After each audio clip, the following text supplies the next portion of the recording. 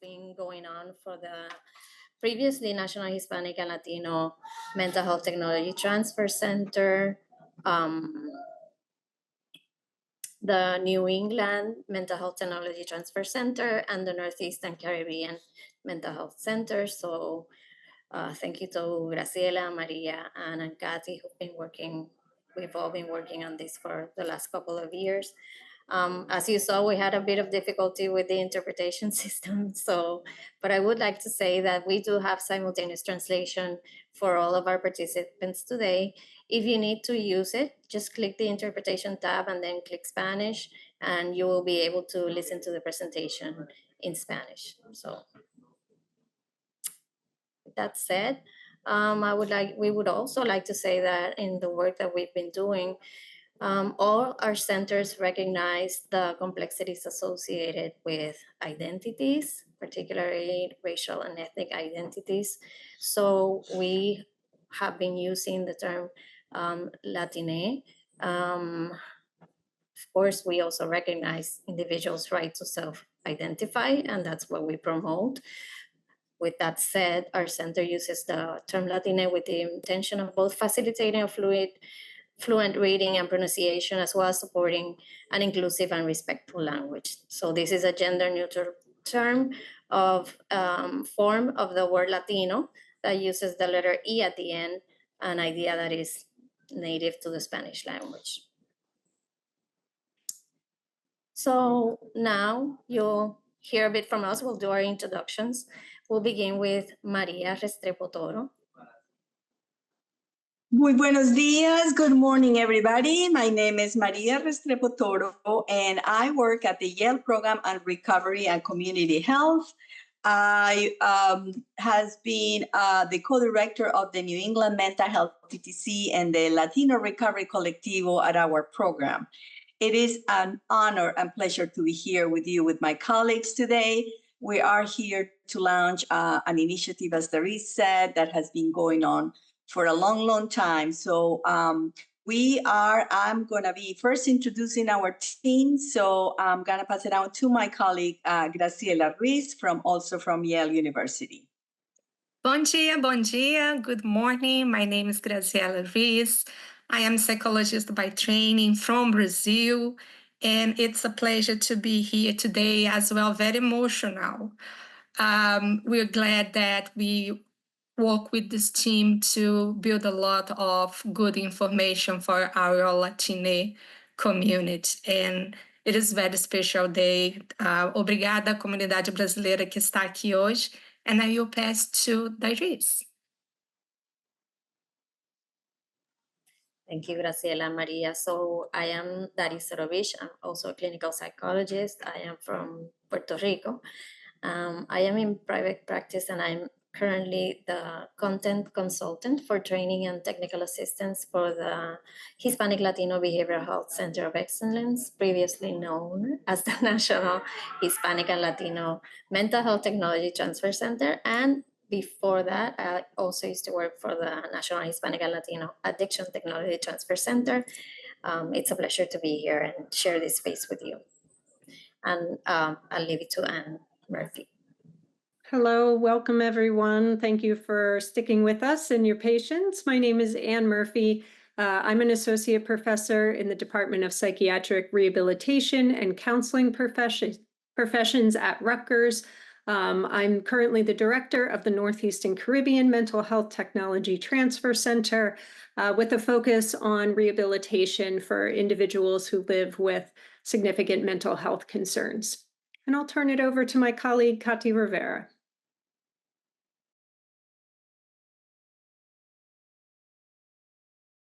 Hi, everyone.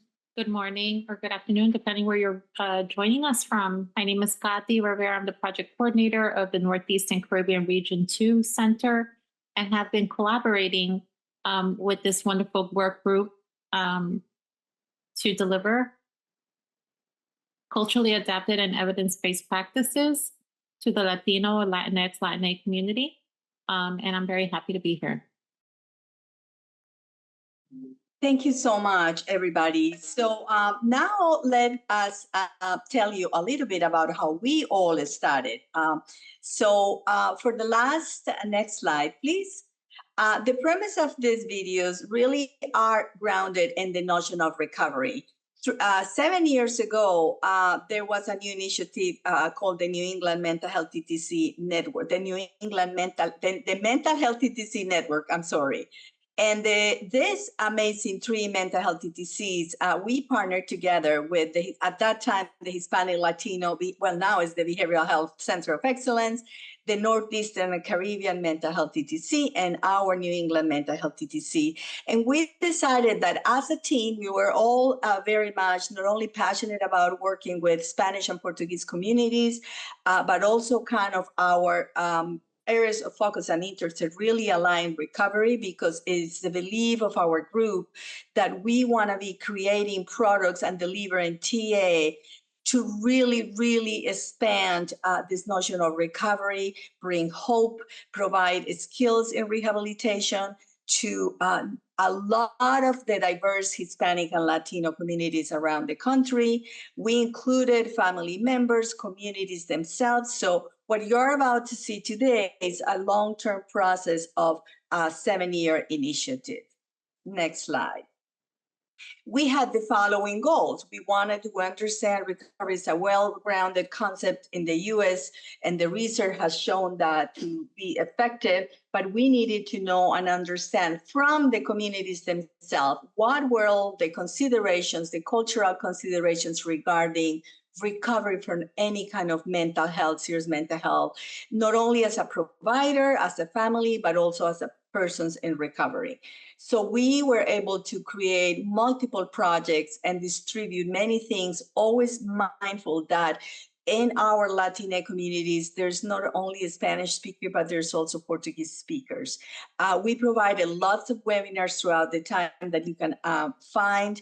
And then we develop amazing resources like the videos we're going to be learning today. So pass it on to my colleague, Graciela, to tell you a little bit the two major things that we learned. Yes, thank you, Maria.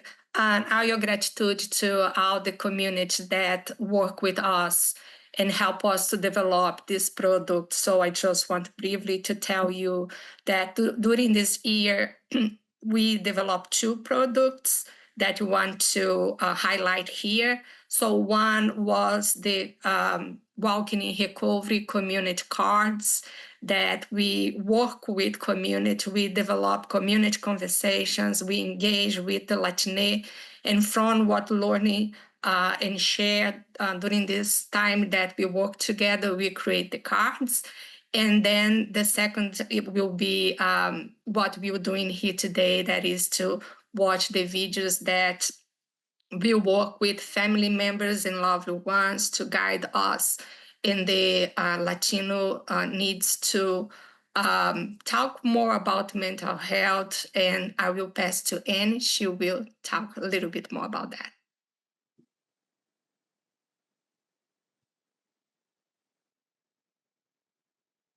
Sure. So I'll tell you a little bit. Graciela was just mentioning, if you want to go back just for a moment, the Walking in Recovery cards.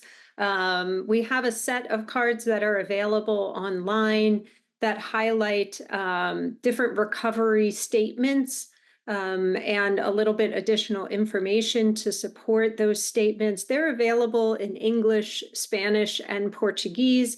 And hopefully we can get the link to those cards up in the chat during the session so you can take a look at those. And we welcome you to see those. We do have some hard copies of those cards available. So if you would like access to hard copies of those cards, if you want to reach out to Katy Rivera, we can try to facilitate getting those to you. Otherwise, they're available online and you can print them out. Next slide.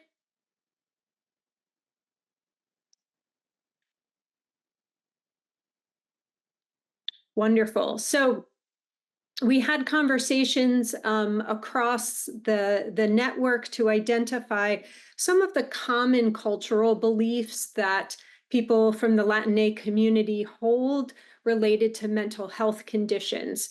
Many of these cultural beliefs have an underlying supportive element, but also potentially an unintentional component that can contribute to stigmatizing beliefs about mental health conditions. Next slide. So we know that stigma is everywhere. It's within all cultures. Within the Latinx community, there are some particular vulnerabilities.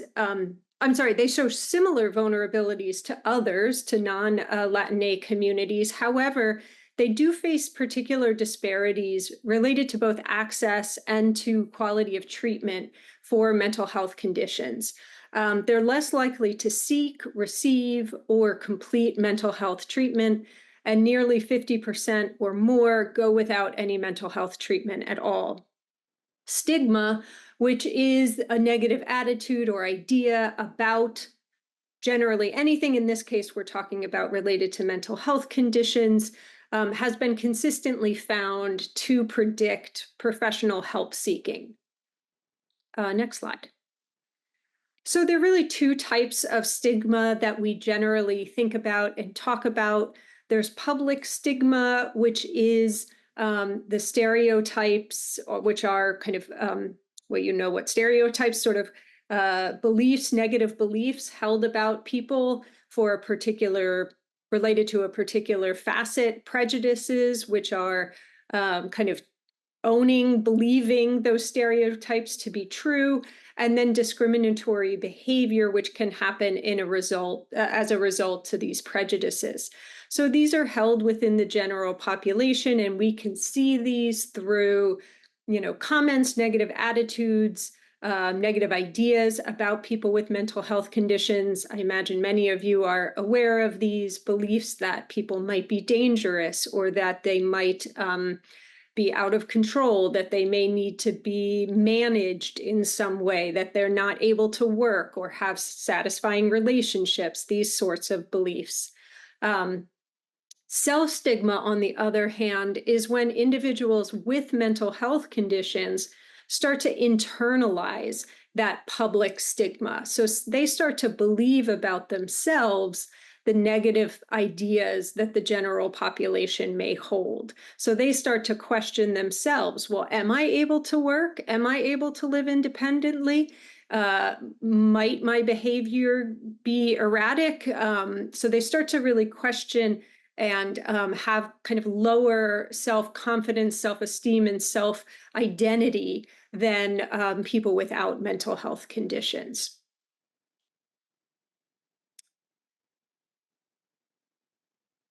So there are many negative impacts related to stigma, related to recovery from mental health conditions. Stigma is associated, as I mentioned, with lower help seeking. Even among those who do pursue professional mental health supports, stigma is related to less engagement in that care. It also relates to people being more reluctant to disclose their mental health needs to family and friends, which can really limit the needed supports that they might otherwise be able to access through connection with family and friends. Some research shows there's a negative association between stigma and the management of depression, as well as attitudes towards antidepressant medications.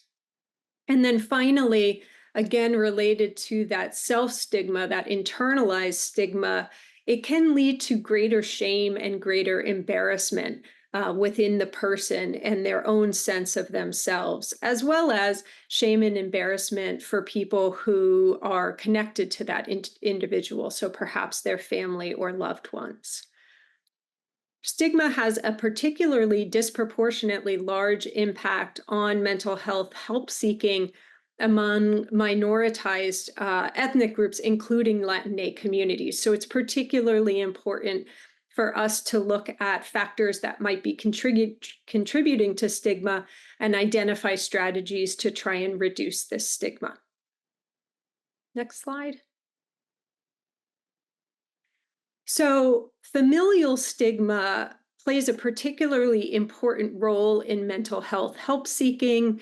This is particularly relevant in Latinx communities. As we know, the culture highly values family and puts a great weight on that family connection. So if the family itself is holding stigma towards mental health conditions, it can really significantly impact the individual with a mental health condition and their willingness to seek professional help.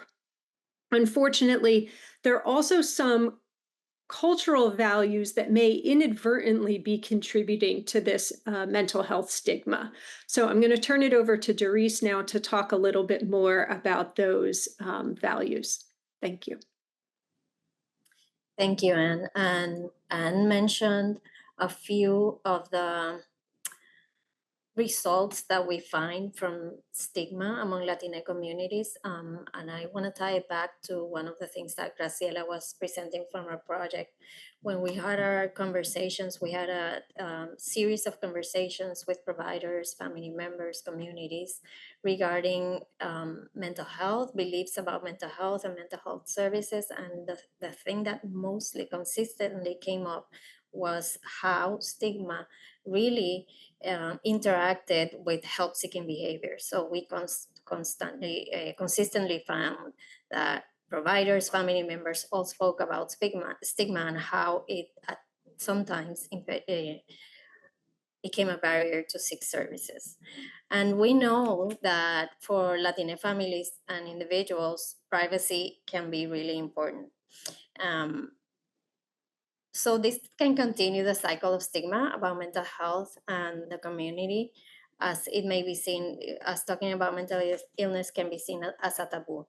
And when we were thinking about how we can go about addressing stigma in Latina communities, we connected with Dichos. This is a culturally relevant way that we can view how stigma is passed on from generations to generations. We find that the messages that families and communities share about mental health illness, and services are really in the center of how people understand and attend to mental health.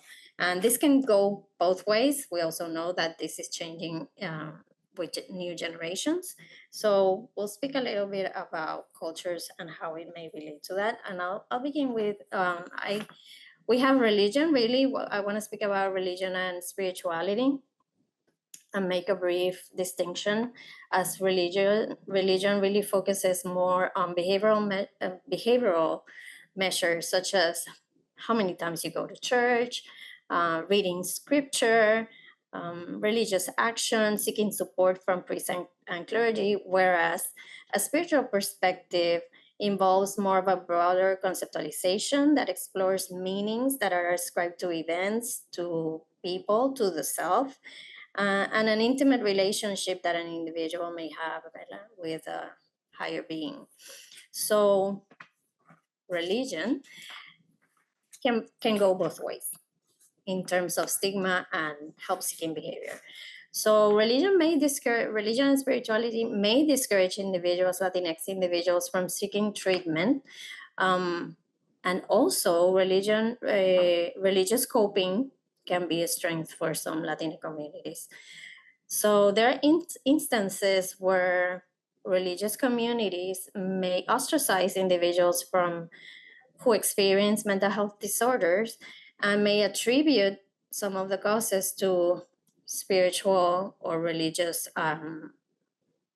factors. So in that sense, if you understand that you are experiencing something because you attribute it to God or your behavior or not being good enough or committing a sin, then that might interfere with your ability to seek services. Also, religious faith may be an important source of strength, and we know that religious coping can be important for a lot of Latina individuals. I'll speak about traditional gender roles and how traditional gender roles expectations of genders may elicit mental health stigma in Latina cultures. Those expectations that are traditionally have been attributed to men perpetuate what we know as toxic masculinity and the belief that men have more power and control, right? So those who adhere to traditional values such as this may send messages that let boys know that feelings should not be shared, that is a sign of weakness, and so that may interfere with someone seeking services. On the other hand, when we speak about traditional gender roles that are usually attributed to women, we know that some of the characteristics that are usually associated with Marianismo have to do with serving others, have to do with providing emotional support for others, and that may definitely interfere with someone seeking services. On the other hand, if someone does decide to seek services and you see that they adhere to these traditional values, you may also point out how much strength it may take to take care of others and turn it around to now let's take care of you. So these are important elements to consider when you're having a therapeutics process. In terms of familismo, we spoke about how privacy may be important for a lot of Latina families. And familismo is a central Latina cultural value that involves dedication, commitment, and loyalty to family. Family is defined as not just the nuclear family, but extended families, neighbors, cousins, compadres, etc. So spending time with one family is important. The messages that our family members share about mental health, illness, and services are the ones that we will probably integrate as our own, as Anne was describing in terms of stigma. And familismo may result in putting the family's needs before our own. So in that way, we see how familismo may impede someone from seeking services. And for those families who have, like Anne was saying, who have really integrated these messages about mental health and this self-stigma. So the message that you will receive is that you should not seek services. If anything, la ropa sucia se lava en casa, which is one of the dichos that we incorporated and included in the video. And even then, speaking about it within the family can be a really difficult process, as others may not have information about what it means in terms of what we know of mental health illness, and may not really have at times the tools to really support you for some families. Okay, so that's in terms of values. And now I'll leave it to Kathy, who is going to speak about the video. Thank you, Therese. So in the process in our collaboration among the three centers, we discovered that one of the best mediums to present this information for families as well as providers to allow folks to have an ongoing conversation was to allow us to record videos in all three languages to be inclusive in Spanish, English, and Portuguese. Also honoring that we also have people within the Latinx, Latina community who have differing levels of bilingualism and acculturation among our diverse communities. And that ethnic identification also varies. So I will at this time share the links. Are they embedded, Therese, in the presentation to launch the videos? I'm sorry, you're on mute. I shared the link on the chat so we could access it from there. Okay.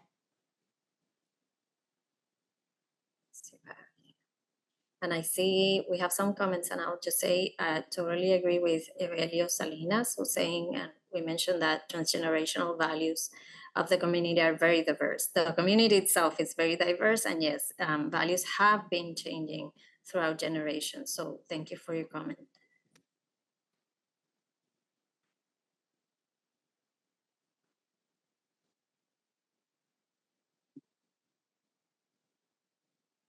The videos, Should I stop it? yes. Are the videos going to be broadcasted? I'm sorry. Let me share.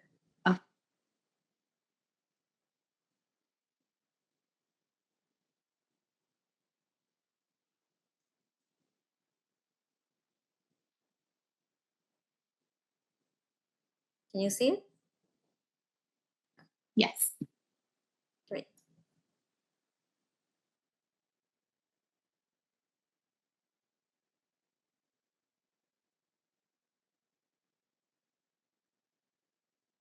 Audio has to be enabled.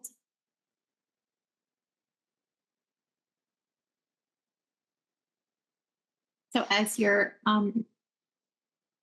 enabling audio, I just wanted to share that each video contains the same content translated in 3 languages. For example, it talks about common dichos or common beliefs. For example, dicho number 1 covers the la ropa sucia se lava en casa, or the common belief that we don't air your dirty laundry in public, or sharing private family information with other people in public. And then as the video progresses, it goes on to describe dicho number 2, which talks about help-seeking behaviors. And the common dicho is usually, yo no necesito ayuda, yo puedo sola o solo, or I don't need help, I can do this alone. Again, we don't want to continue stigmatizing by pointing out these common beliefs, but using it to address some barriers in which individuals have in help-seeking behaviors and accessing services within the community. And it can also allow families as well as clinicians, practitioners to understand some common underlying values and beliefs that may impact a person seeking help. And then next on dicho number 3, it talks about el remedio caseros, or home remedies, or complementary treatments that individuals may seek in addition to going to see a mental health professional. Dicho number 3 is described as eso se va con remedio casero, or a home remedy will make that go away. Again, these natural and spiritual healing methods are also rooted in culture. So it's not to negate their importance, but also highlighting another reason why individuals may not seek professional help, but also acknowledging that these traditions and these healing methods are also important within the culture and should be acknowledged. Dicho number 4, unfortunately, also speaks about stigma and the impact it has in help-seeking behaviors. Dicho number 4 is described as yo no soy loco, loca, or I'm not crazy. Again, this is to highlight that there is a pervasive belief that the person who has a mental health condition may be stigmatized by others as well as themselves or by their family members, and may also lack the support that they need in seeking assistance, whether it is professionally or even contacting a trusted person in their community, such as a clergy person or a spiritual counselor.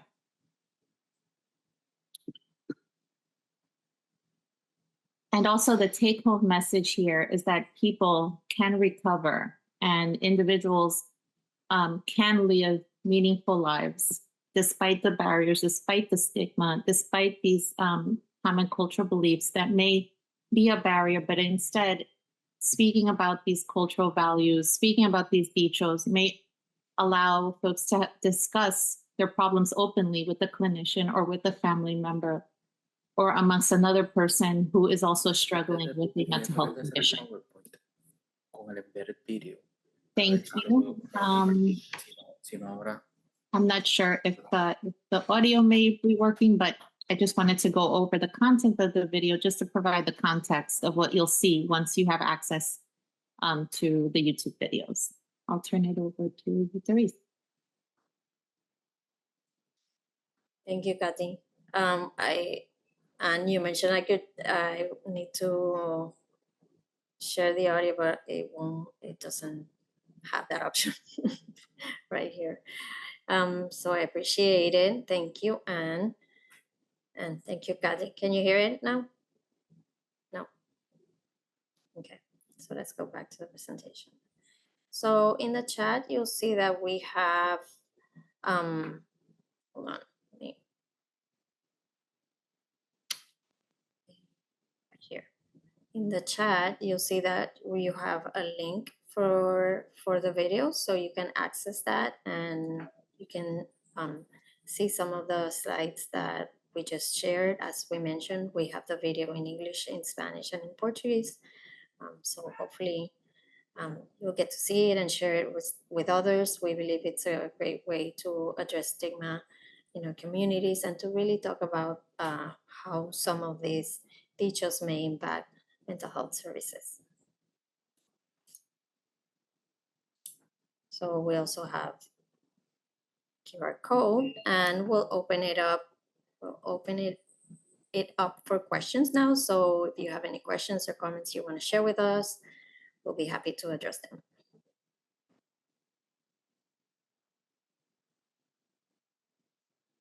I did all that and nothing. Okay, so we have a few comments. Let's go to those.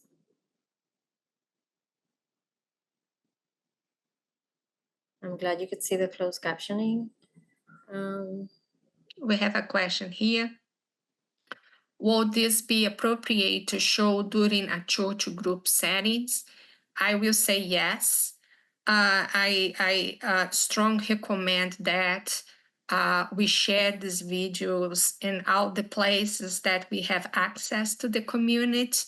The idea to create this 3 video was to educate, talk, facilitate conversation, promote conversation around mental health stigma, and the language that he used to produce this video is very accessible. You're doing here in a friendly way that the community can appropriate, start to have conversations about stigma. It's very important to address stigma when you talk about mental health, especially for Latinos, for Brazilians, because we grow up with a strong world view that if you have a mental health illness, so we will have so many difficulties in your life.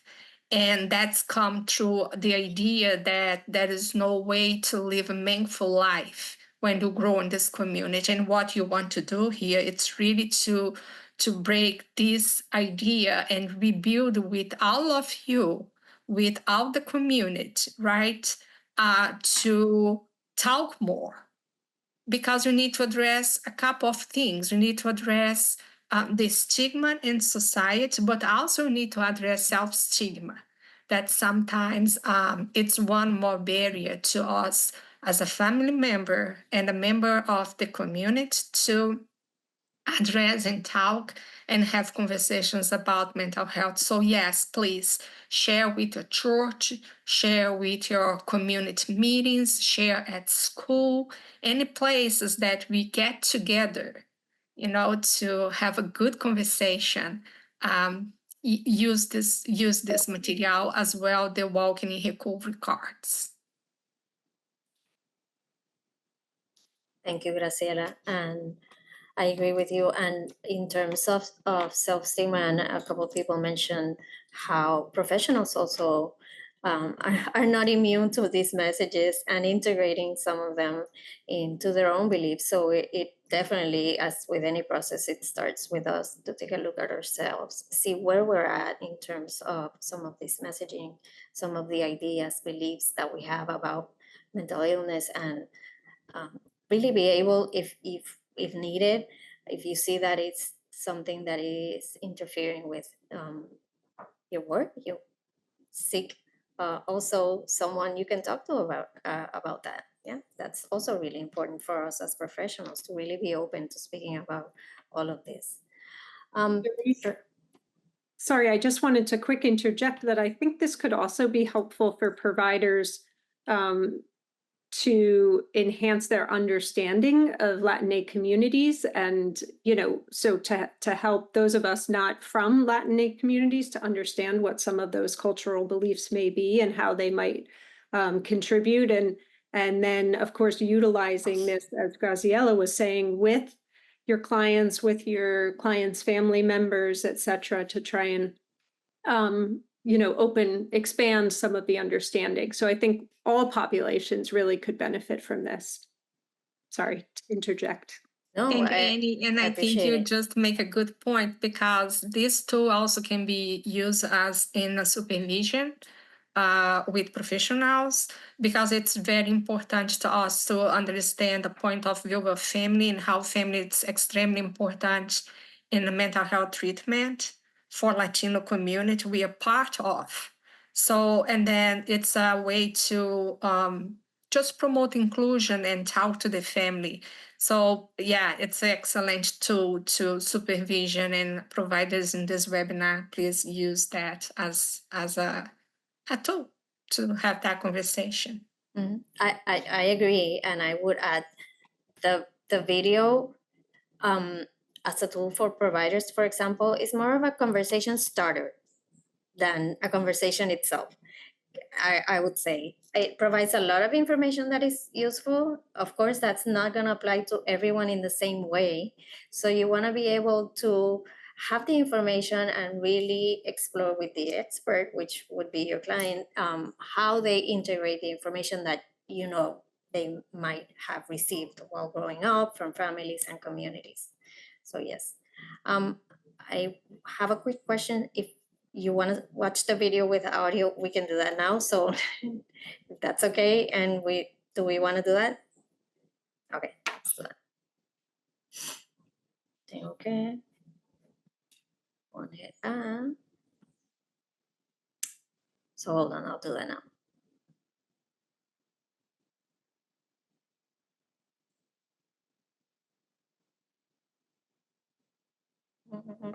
I will put it in just a minute. Thank you. Thank you, Eric.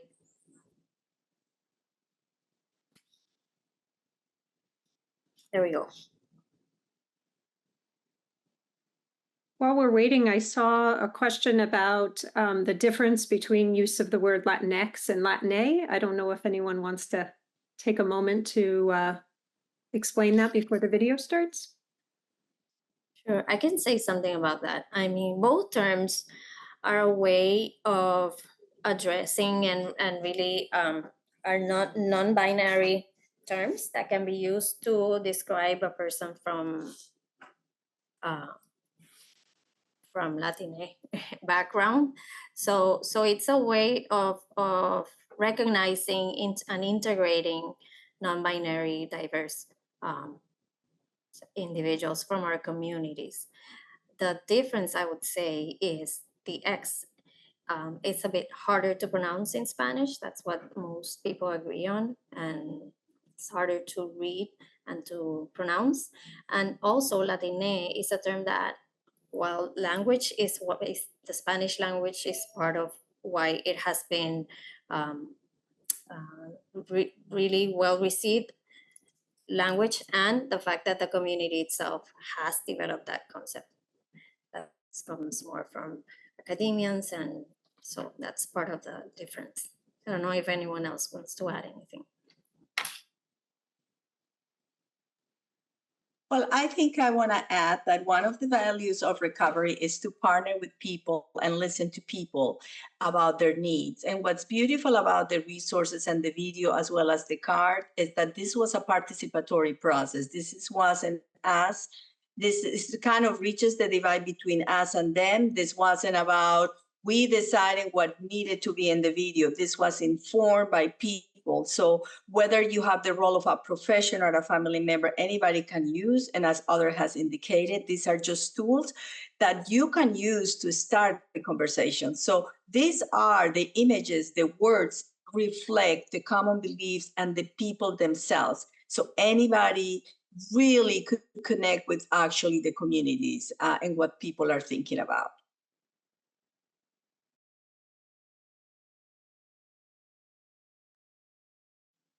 Thank you, Maria. And now we can go ahead and share the video with audio.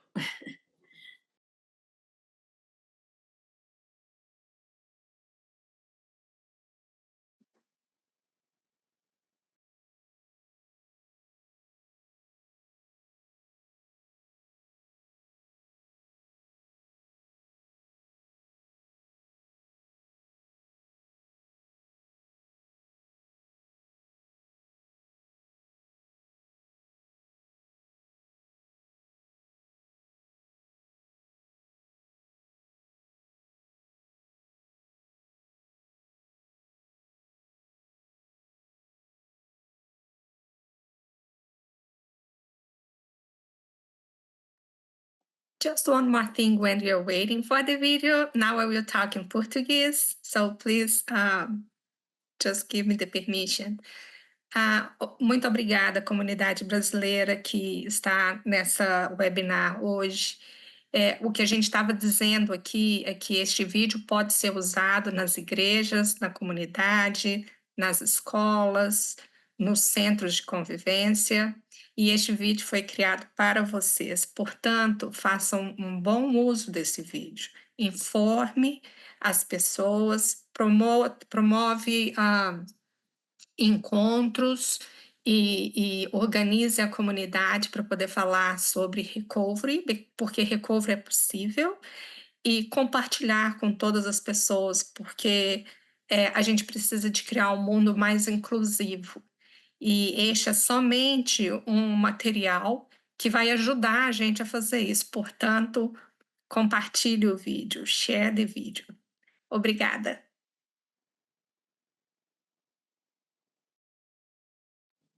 Thank you, Graciela. So Eric, if you can let us know if it's working or if participants should use the link and access it after the webinar, let us know.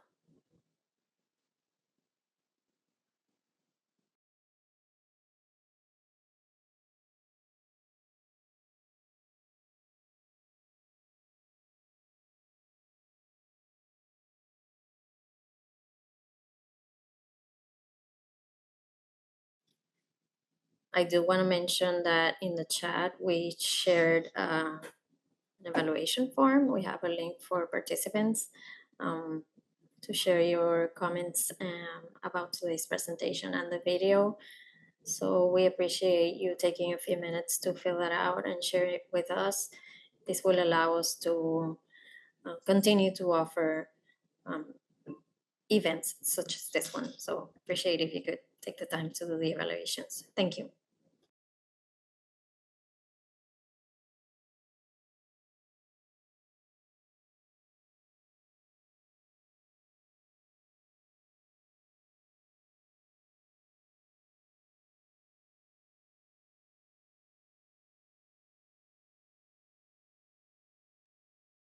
Well, we apologize for that. We had the video embedded, but apparently it's not sharing the audio.